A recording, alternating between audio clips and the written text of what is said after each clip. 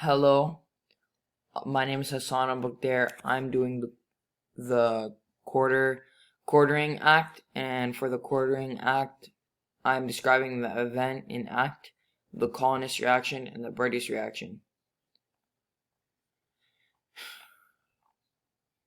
The Quartering Act is when the British Parliament required local governments of the American colonies to provide the British soldiers with housing and food. It also required the government to pay for troops, food, and shelter, which heavily upset the colonists.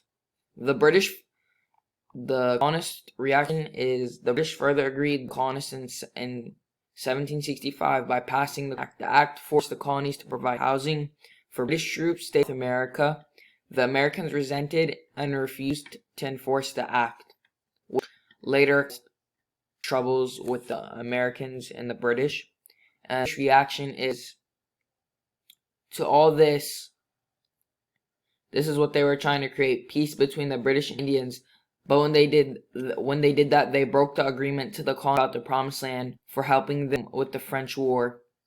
Basically, what they were trying to do was to make one person happy, but while they were doing that, they made someone else mad, which I can relate to because that's happened in real life with me too, just not with the whole war and land.